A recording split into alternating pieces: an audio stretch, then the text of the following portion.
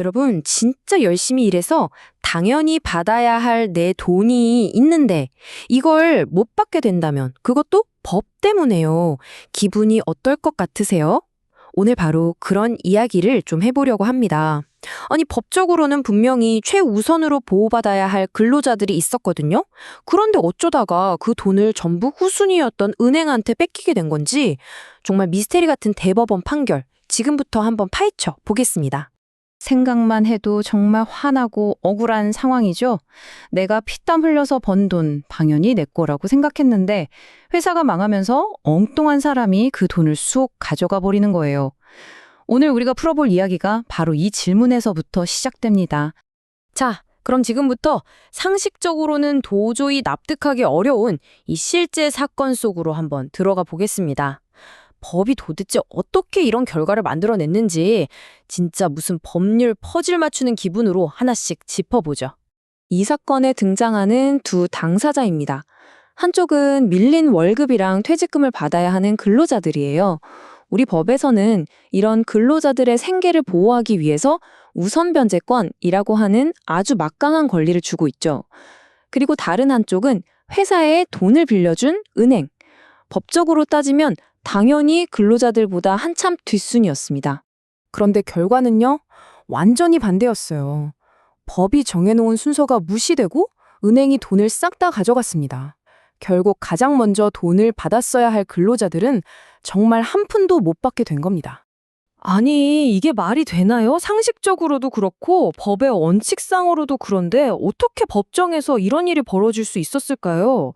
바로 이 질문이 오늘 우리가 반드시 풀어야 할 핵심적인 의문입니다. 자, 지금부터 대법원 판결, 그러니까 2023-285438 사건의 구체적인 내용을 한번 들여다볼게요. 이 믿기 힘든 결과가 나오기까지 대체 어떤 일들이 있었는지 시간 순서대로 한번 쭉 따라가 보겠습니다. 사건은 이렇게 흘러갔습니다.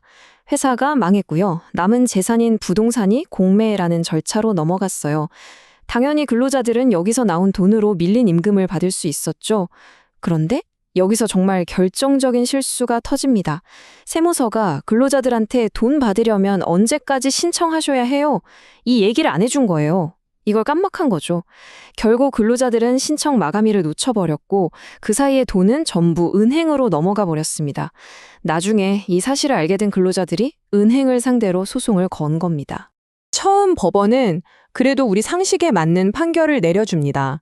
근로자들의 이 억울한 사정을 충분히 들어준 거죠. 1심 법원의 판단은 이랬습니다.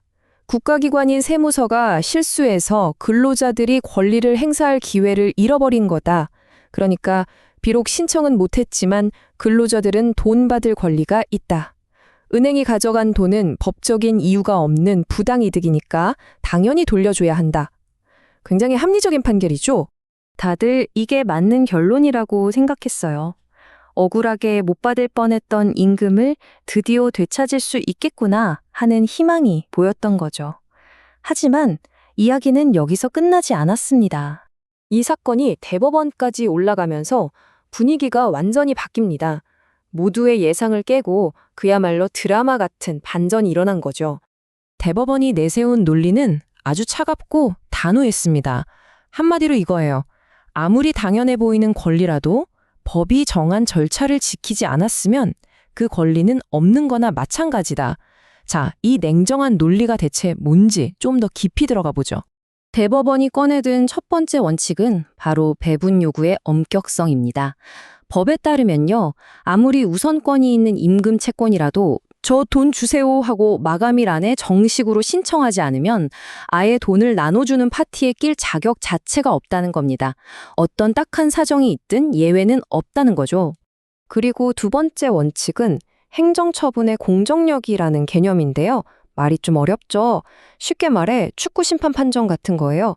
심판이 오심을 했더라도 비디오 판독으로 공식 번복되기 전까지는 그 판정이 유효하잖아요.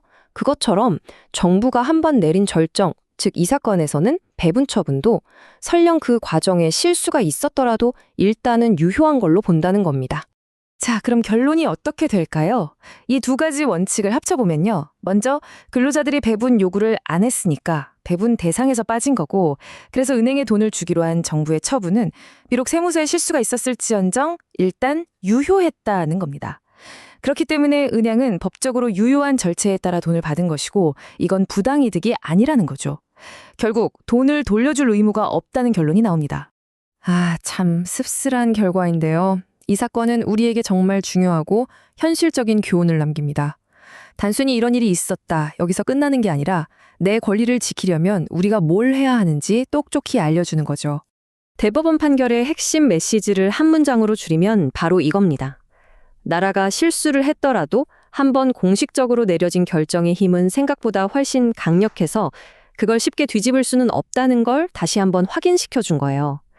법 앞에서는 내 억울한 사정보다 정해진 절차가 더 중요할 수도 있다는, 어찌 보면 좀 무서운 이야기입니다. 그렇다면 우리는 어떻게 해야 할까요? 이 사건이 주는 교훈은 아주 분명합니다. 가장 중요한 건 당연하겠지라는 생각을 버리는 거예요. 정부기관이 알아서 다 챙겨주겠지라고 믿어서는 안 된다는 겁니다. 내 권리가 걸린 문제라면 누가 챙겨주길 기다리는 게 아니라 내가 먼저 아주 적극적으로 찾아보고 확인해야 합니다. 그리고 법적인 절차에서 마감일은 그냥 날짜가 아니라 생명줄과도 같습니다. 단 하루 늦는 것이 모든 걸 잃게 할 수도 있다는 사실, 이걸 꼭 기억해야 합니다.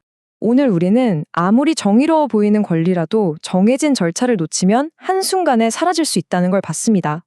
이건 우리에게 아주 근본적인 질문을 던지죠. 우리가 당연하다고 믿는 권리는 과연 법 앞에서 그냥 가만히 있어도 보장되는 걸까요? 아니면 우리가 적극적으로 절차를 밟고 목소리를 내야만 비로소 진짜 내 것이 되는 걸까요? 한 번쯤 깊이 생각해 볼 만한 문제입니다.